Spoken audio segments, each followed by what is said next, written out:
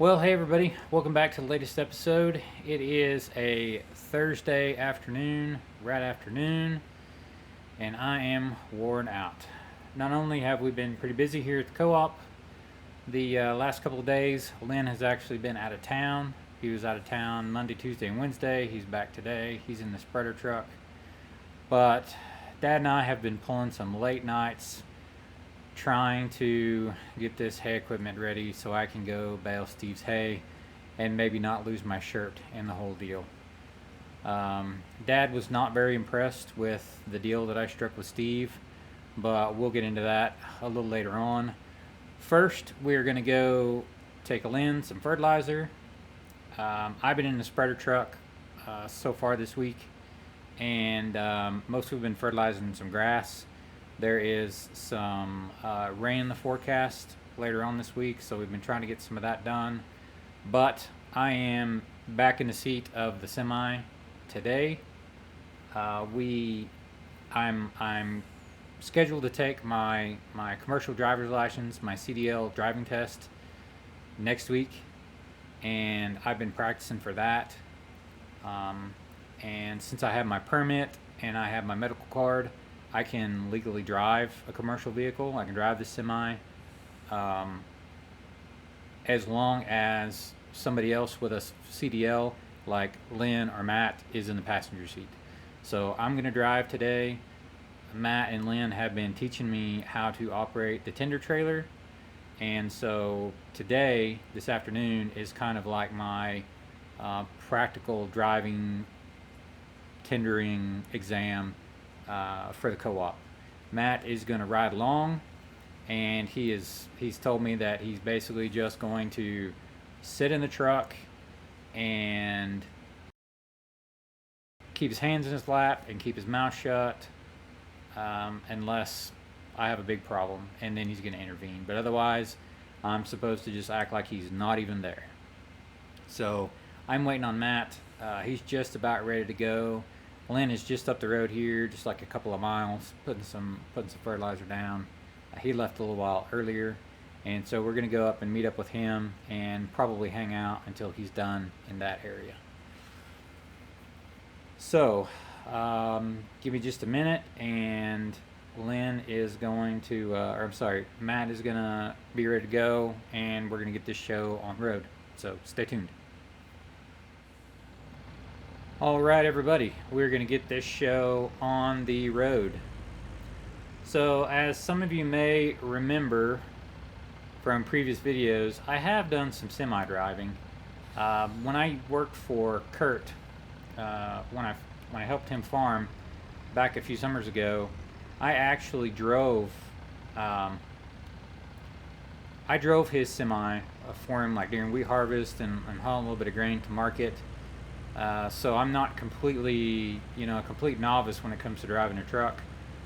The way I was able to do that is his truck and trailer are actually tagged as a farm truck, and so I didn't. As strange as it sounds, I didn't have to have a CDL to drive them, even though they're a semi, even though they're a big truck and have air brakes and all that. And here in Oklahoma, this is the way it is. Since it's tagged as a farm truck, then I didn't have to have a CDL. But that's good because I do have some driving experience. I do have some trucking experience, and the biggest thing that I'm really concerned about is the inspection, the pre-trip inspection, because from everything I've been told and all that I've heard from everyone, the pre-trip inspection is really tough. You have got to get all of the nomenclature right, and you've got to get everything down exactly as the examiner expects it to be, or he's going to fail you and you're going to have to come back and try again. And I don't want to do that because I'm tired of messing with it and I want to get that raise. Right, Matt? Matt's just smiling at me. If you'll remember, Matt told me back in episode number 1, I believe it was, when I was talking about this job, he was telling me that if I could get my CDL, he would give me he'd give me a raise. So that's the reason why I've really been pushing to get this done, is because I want that raise. And if you'll notice, up there where I'm keeping track of my money for you guys, I have spent a lot of money this last week. Between the parts I bought and the running around I've done to get this stuff ready to go, this hay equipment ready to go, I've spent a lot of money. Well, Lynn should be around here somewhere. Just right here off to the right is the grass field that he's working in. And then he's got to do this over here to the left as well. So I thought we might be able to see him, but he's off down there somewhere running around, I guess. We're going to whip in right here. And we're going to get turned around.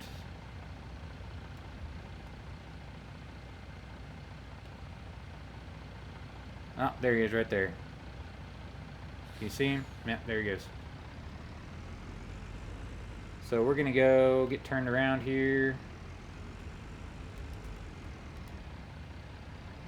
Get this truck extended, or get this tender trailer extended, and we'll be ready to go. See you guys in a minute. So hollered at Lynn on the radio, and he's got he had a few more minutes worth of spreading time. So I walked down here. Away from the truck a little ways to take some video of him going around and around. This it doesn't really look like it, but there's actually a pretty good slope in this field, and so it's taking in some power, and he's having to kind of go kind of slow in the spreader truck. He's climbing a pretty good hill right now. You can see off in the distance over there. You can just barely see Gus Prof's farm over there. It's a little bit blurry, but straight out in front of us, those are his elevators. So that's kind of gives you a point of reference for us. I don't know where exactly he's going, so we're gonna back up.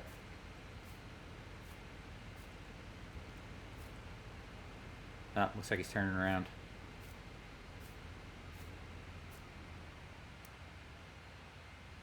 All right. Well, anyways, we'll catch back up with you when he needs to load. So I figured while I was here waiting for Lynn to get finished and need to fill the spreader truck, I got my drone with me. I pretty much carry it in my backpack everywhere I go now. I'll send the drone up and see if I can get a little footage for you guys. Enjoy.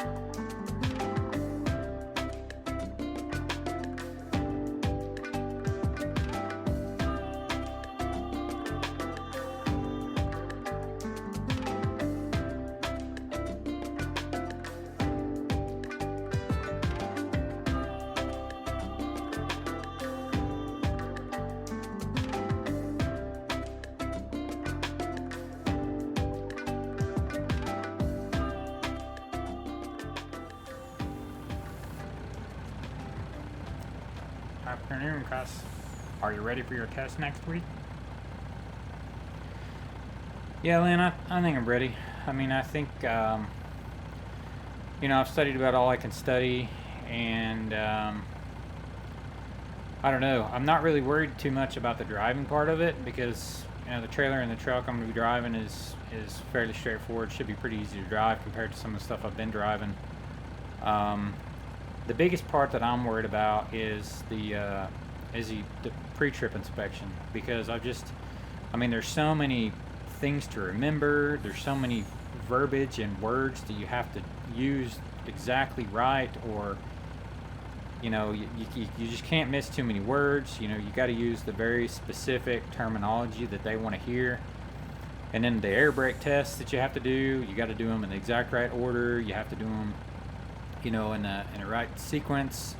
The truck's got to pass, and then you got to be able to answer any questions that they have about how the air brakes work and what the test is doing, and all that kind of stuff. I mean, it's easy enough, and I've studied and I've prepared, but it's just when I actually sat down to do it, and you only have so much time to do all these tests in, and that's the thing that I worry about the most. I think I get maybe 45 minutes to do the entire pre-trip inspection.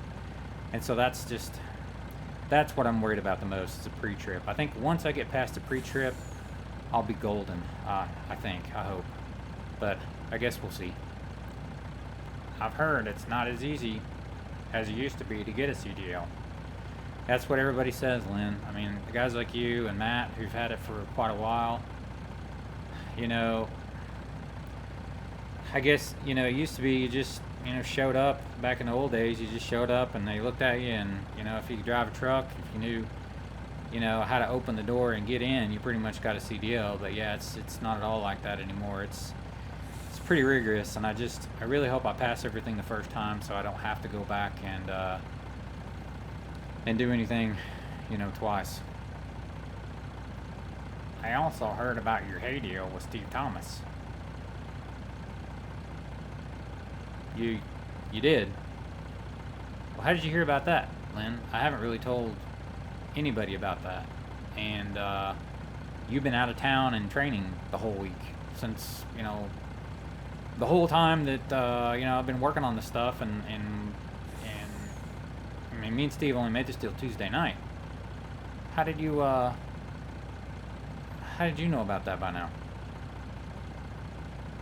I was in the mini mart this morning, and I overheard Mike telling Gus Brose about it. Mike knows about it. Well, if Mike knows about it, I think it's pretty safe to say the whole town knows about it. I wonder how Mike found out. I mean, who's going to tell him this? I mean, other than me or Dad or Kurt, and we're not going to tell. I mean, we don't really want anybody to know in case, it doesn't work out. I don't know nobody else besides Steve. Steve. I'm sure Steve's the one that told Mike. Great. There's no telling what else Steve told Mike and told whoever else. Great. Now Gus knows, which Gus is probably not really going to tell anybody, but I just hope that... I really hope I can get all this together. Dad was not really very happy about the deal that I made with Steve, for more reason than one. I just hope I haven't bitten off more than I can chew in. Well, that'll be enough for me to finish here and start on the place across the road. See you later, Cuss. Good luck with your wrenching tonight. Thanks a lot, Lynn. I think we're going to need some luck. Be careful. Well, there goes Lynn. He's got all of his... He's got what he needs. We're going to back this truck up a little bit and kind of reposition it so that he can get out the gate here and get to the next place and just hang out.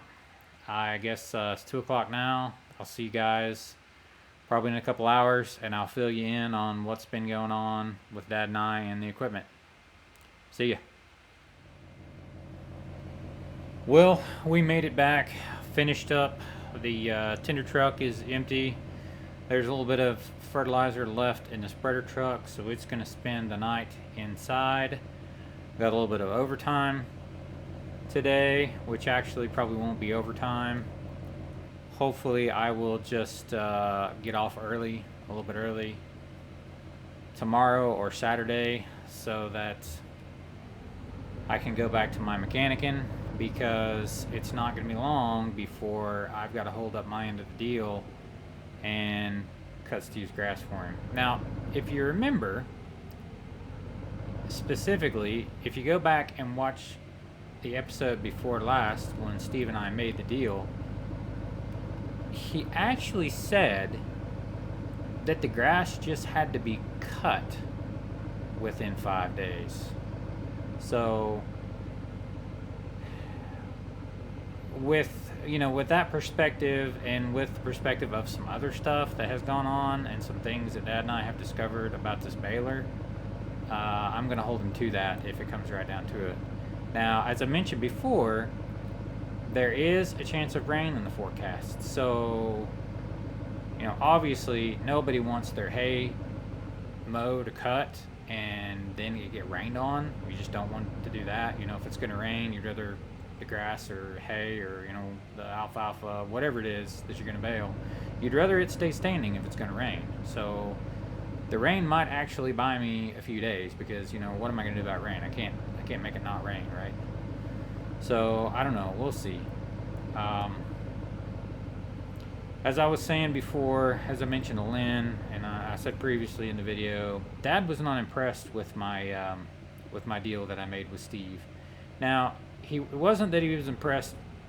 He wasn't impressed with the initiative that I took, and he was actually, at first, he thought, hey, a round baler for just, in exchange for some labor and some work, that's not too bad of a deal.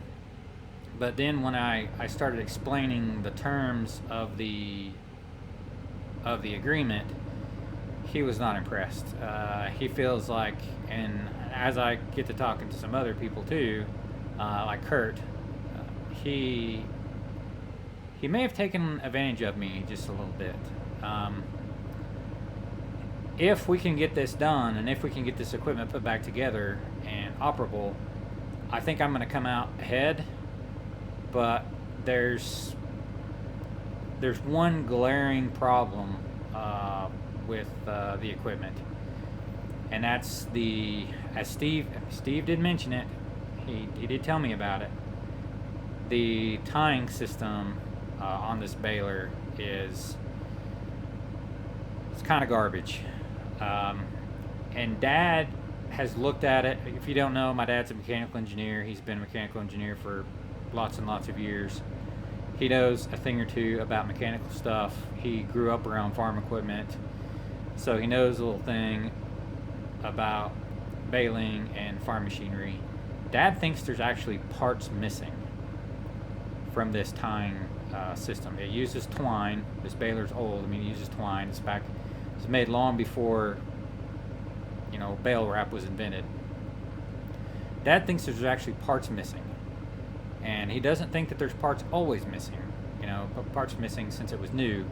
He thinks that maybe Steve tried to work on it and he lost the parts. And what really kind of frustrated Dad is Dad feels like Steve knew this. At least he knew it at one time. Now, give him the benefit of the doubt, maybe he forgot. But Dad doesn't really think he forgot. Dad thinks he's looking to get free hay baled and still be able to salvage the baler. So I don't know. It looks like Steve maybe is trying to double cross me. I don't want to come right out and say that, but whether he's doing it on purpose or he's just doing it out of forgetfulness, it looks like I'm getting the shaft on this baler. Now, other than that, the baler appears to be in pretty good shape. We've taken the roller chains off. We were soaking them in oil. As Steve mentioned, the baler really doesn't look like it's had, 50,000 bales through it. It's not worn out by any means, which is good, because so far we haven't had a ton of luck finding parts for it. But that's the good about the baler. other than the knotting system and like some hydraulic hoses and some things like that, I got the PTO shaft working. It's going again. I did take the U joints apart and clean out the old hard grease out of like the needle bearings and all, and put the caps back on.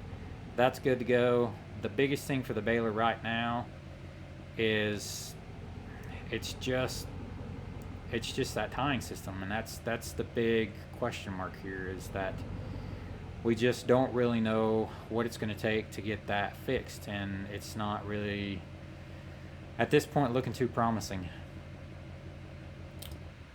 Let me tell you about the work I've done on some of the other equipment here.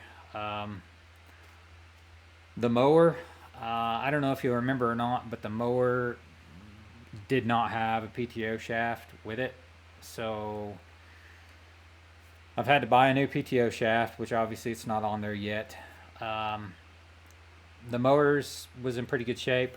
Obviously, it's got a belt. Well, not obviously, but if you look back here in the back, there's a belt that drives that goes from the shaft off the PTO that runs down to the pulley that runs the pitman arm to wobble the sickle bar. So that's one thing. I had to put a new belt on it. Now the seals in this thing, that upper gearbox, it's not really a gearbox. It's just a housing that shaft runs through. There's oil that runs inside that thing, and the seals for that shaft they're in okay shape. They're just old and they're hard. So there is some oil that sort of just leaks out of it. Hopefully it won't be too bad while we're running it. I mean, I can always stop and add a little bit of oil here and there, but that's just not something that it was like at this point in the game. We're not going to try to separate this thing to put new seals in it, which is just not something. We're under the gun, and as long as it will kind of hold oil and not get hot and not burn bearings or anything, then we're not gonna address that right this second. As far as the sickle bar goes, it's really in pretty good shape. If you'll remember, back a few episodes ago, we took a look at it. It was in a barn. I mean, the roof of the barn was not in great shape, but it was in a barn. So the mower overall is in pretty decent condition. Now I didn't replace any guards. None of the guards were broke, thankfully. So I didn't replace any guards. I did I disassembled the pitman arm, which is the piece of wood there that connects the pulley, the driven pulley, the one that's driven by the belt. That diagonal bar that goes across there is actually a piece of wood. That piece of wood is in good condition. I think it'll be fine, at least here in the beginning.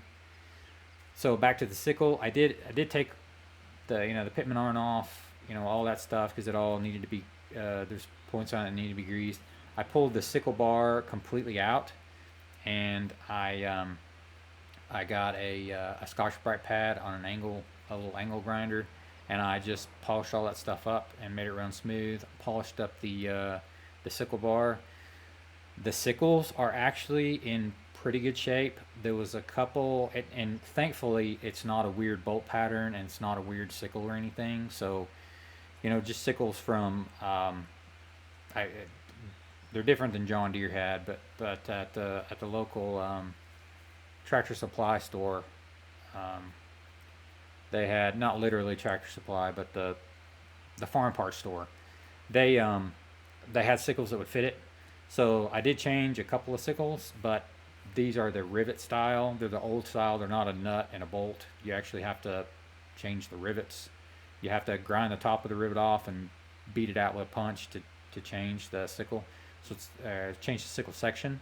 So it's not a real easy thing to do. So I changed a couple of them that had to be changed, but otherwise I'm just going to roll with what I got because the sickle sections were in pretty good shape. So that's pretty much the mower in a nutshell. Had to clean the old nasty oil out of the through shaft there that oils the bearings. But otherwise, it took a little bit of time, but there was nothing here that was really all that complicated. It was just mostly disassembling some things, checking some things, cleaning them up, and putting them back together. And you can actually um, you can actually fold the bar down, and you can grab you can put like a short bar on the PTO shaft, and you can spin this thing with just a pipe wrench. So it runs pretty smooth. It runs pretty free. I guess it'll be a wait and see when we actually hook the thing up to a PTO and run it at speed. But I mean, honestly, I'm impressed with the Coon. They knew how to build a good mower back in the day because the thing runs like a Singer sewing machine. So I guess we'll see. Fingers crossed. The rake, I mean, honestly, the rake is in for sitting outside in the bushes and in the weeds. It was in good shape. Now, one thing I had to do is I had to change some of these fingers, some of these wheel fingers, because the ones sitting down on the ground, they were rusted pretty bad, and I didn't even have to change all of them. There were just a handful that looked like they were probably going to break that I had to change. But other than that, all the bearings on the spindles for these things, they're all just just greasable bearings, and you can disassemble. They're serviceable, so it just took all of them off, cleaned all the bearings up good, cleaned the races up good, and repacked them and put them back on. And I mean that's it. That was a really easy fix. That took like maybe by the time I started on it to the time I got it finished, I was done in 2.5 hours maybe. So that was easy peasy. So let's go. Let's take a look at the tractor back here. It's a lot different than the last video, as you can see. Um, Lots of things happened with the tractor, and honestly, a lot of them happened just because of this deal that I made with Steve. Because it was sort of well, we're probably going to have to replace it eventually, so we'll just replace it now, kind of a thing. Now, if you'll remember in the last video, the thing was totally stripped down, disassembled, like from the engine block forward. Hood off, front axle was off. And the reason why that stuff was off is because this thing, the radiator in this thing, was, it wasn't, it wasn't beat up. It was just the fact that it was just corroded real bad. It did look like there was a leak at one time. I mean, there was a leak that started like quite a while, like a long time ago, and because of that, some of the water leaked out of it, and um, it was corroded real bad down on the bottom. So my dad's got a friend that my dad called in a lot of favors in the past few days. He's got a friend that owns a radiator shop. He does industrial like heat transfer equipment. So he does like radiators for cars all the way up to radiators for huge gen sets. I mean, he's got radiators that in there that are, man, they're like 10 feet tall, big radiators. Well, he called in a favor, and this radiator has got a brand new core in it. He was able to save the top of the radiator and the bottom housing of the radiator, but it's got a brand new core in it. So the radiator should be good to go. He changed while he had it all apart, he changed the water pump. The fuel system was another big thing that took a lot of time and a lot of money. So the fuel tank, it was pretty rotty inside. There was just barely any fuel in it at all. And what was in there, over the years there was condensation, and the tank was real rusty, was rusted real bad. It didn't have any holes, so he just had to take it off and take it somewhere, and it had it boiled and cleaned up good. But we got to looking, and we started taking the high pressure fuel system apart, and we noticed that some of the lines were kind of rusty. So it got new injectors. It got the fuel lines all like cleaned out really, really well. Every fuel line cleaned out. The high pressure fuel pump, my dad just said, you know what, it's sit there for 30 years, however long it's been. I'm just gonna have it rebuilt. So he called in another favor. Guy a couple of towns over has got a shop that does that sort of work, and he got like the NASCAR pit crew high pressure fuel pump rebuild, and so that thing should be good to go. Oh, another big thing, huge thing, tires. This thing has got brand new rubber on it. When they brought it home, they were actually able to um, get it home, but and the tires looked good. I mean, physically they had a lot of tread on them, and they look like great tires. But as they were bringing it home, they started to crack really bad. I mean, these things were dry rotted. I mean, it's crazy how bad they were dry rotted. And by the time they got it home, I mean the sidewalls on the big tires, they were just it was like spider webs of cracks. I mean, they were terrible. And Dad said, that was one thing that he was going to have to do anyways. So he called the tire shop and got 4 new tires put on it. I mean, Dad, he was going to do it anyways, but he dumped a ton of money in this thing already. But it should be, doing all this preventive maintenance now, it should be good to go, pretty well good to go. What else did he do? Oh, they pulled the valve covers off of the head and took a look. Luckily, there was not. I mean, there was a little bit of surface rust on some things, but it wasn't bad. So they just kind of cleaned it up and just rolled with it. They obviously all the fluids have been changed. Obviously, all the fuel was drained, so fuel filters got changed. All the water was drained out. They drained the water out of the block and everything. So that all the coolant's been changed. Engine oil has all been changed. New filters put on, and the engine oil. Getting back to the valve covers and all. There was only a little bit of surface rust in there, and when they drained the oil, there was, I mean, practically no water in the oil at all. So, Dad felt pretty good about just changing oil in it, and we'll run it for just a little while. Once we get it started and get it going again, and then we'll change the oil again. Basically, kind of just bring it up to temperature, make sure everything's going good, and then we'll get an oil change again. He just put some real it's mostly water in the coolant and just a little bit of antifreeze and some coolant flush in it because he wants to get it up to temp, and then drain the coolant out again and swap all and put new coolant in it. There's just I mean, this thing is about ready to go. I'm not sure what he's waiting on to put it all back together.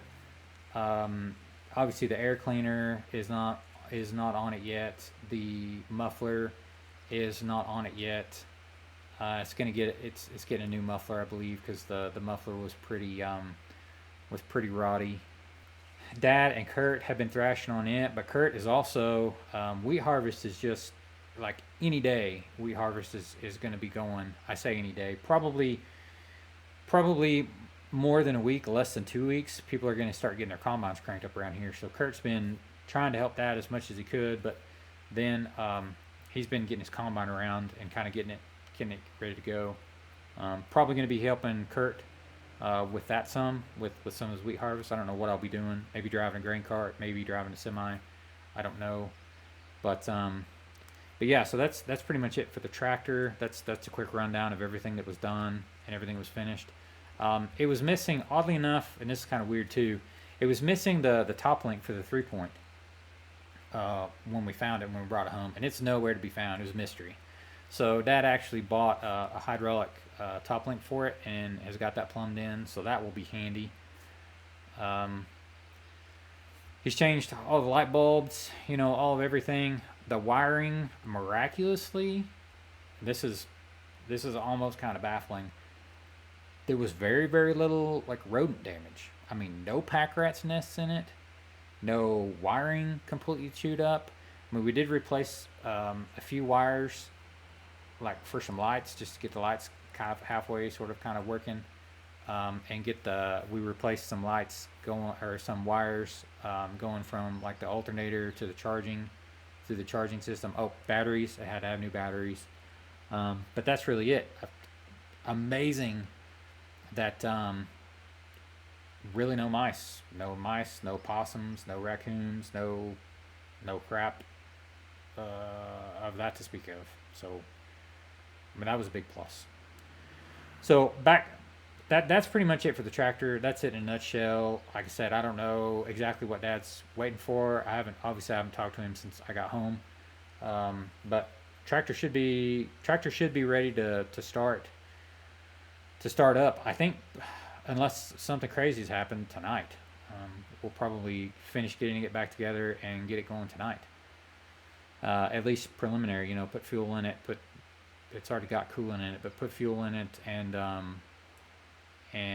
warm it up so we can change everything again. Filters and fluids again. So back to the baler. Yeah, the PTO shaft is freed up. The chains are getting soaked in oil. Now the baler belts, a couple of them got replaced. A couple of them we kind of looked at, and Steve and Dad thought, you know what, we're gonna run with it for now, because remember, we don't want to dump a ton of money in this thing if we can't get it going, because I don't want to just turn it right back over to Steve and have him sell it to somebody else or actually scrap it or whatever. So, I mean, really, we're trying to just limp this thing into, just being able to bale Steve's hay, because, that's the deal. The tires miraculously have still are holding air. They don't look very good, and they're cracked really bad. So I've got my fingers, crossed on it too. But yeah, so this tie system here is the big question mark for Dad, and he just thinks that there's parts missing, and I do too, because when you look at what it looks like, and we've been able to find a few pictures on the internet and a little bit of information about it, it does look like there's some parts missing. So Dad's trying to figure out if he can replicate the parts. He's got another friend that's got a machine shop. So he's got a hot shop, and he's got some really good guys that work there that can, whip out some amazing stuff in pretty short order. But we got to know what it needs to look like before we can actually have the parts made. So that's the big struggle. I think we'll get it worked out, but I just hope we can get this thing together. We've put like one or two hydraulic hoses on it, because again, we don't want to dump a ton of money in it and just have to give it back. So we've tried not to spend a lot of money on the baler, but we've had to replace things here and there just because we've had to do that. So I don't know, guys. I don't have a lot of time yet. The skies are clear today, but there is some rain in the forecast. I don't know how it's going to work out.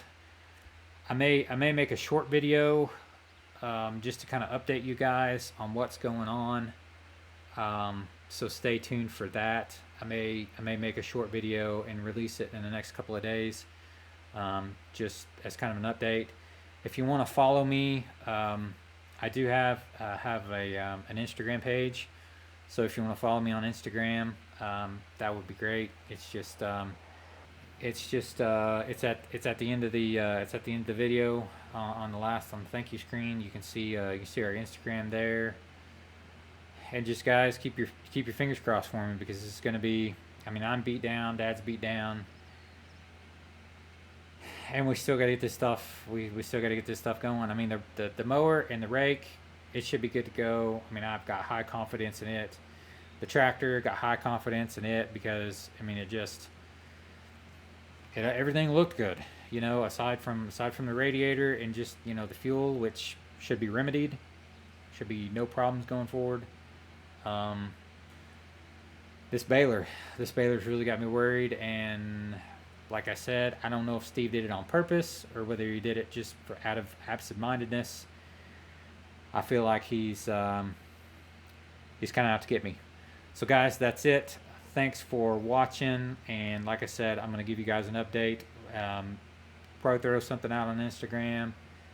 I'll keep you guys up to date. Look for an update video, a short one, probably going to be 5 or 10 minutes.